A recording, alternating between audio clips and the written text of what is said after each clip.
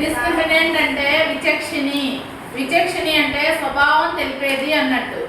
మొత్తం వచ్చేటటువంటి లెక్కలో వచ్చే ఆన్సర్ యొక్క స్వభావం తెలియచేస్తుంది.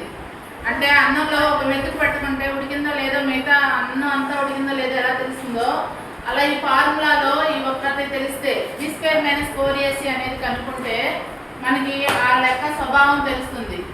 మనకి రూట్స్ కనుక్కోవడానికి ఫార్ములా ఇది -b ± √b² - 4ac/2a. b² - 4ac ఎలా ఉందో ఆ వచ్చేవి ఎలా ఉంటాయో చెప్పేదాన్ని డిస్క్రిమినెంట్ అంటాం. డిస్క్రిమినెంట్ విచక్షణి అంటే ఎలా ఉంటుందో చెప్పేది అన్నట్టు. ఒకవేళ b² - 4ac కనుక = 0 ఉంటే రూట్స్ ఆన్సర్లో రూట్స్ అంటే ఆన్సర్లు ఎలా వస్తాయి? >0 ఉంటే ఆన్సర్లు ఎలా వస్తాయి? <0 ఉంటే ఆన్సర్లు ఎలా వస్తాయి అన్నట్టు. పవర్ 2 ఉంటే ఎన్ని ఆన్సర్లు వస్తాయి? పవర్లో 2 ఉంటే ఆన్సర్లు ఎన్ని వస్తాయి? 2.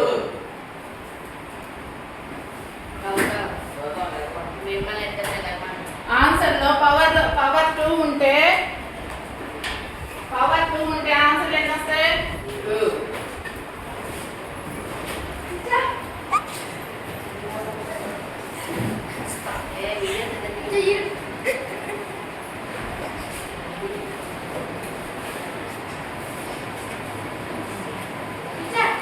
b² - 4ac = 0 అయితే b² - 4ac = 0 అయితే 2 equal roots 2 equal real roots అని కూడా అనొచ్చు.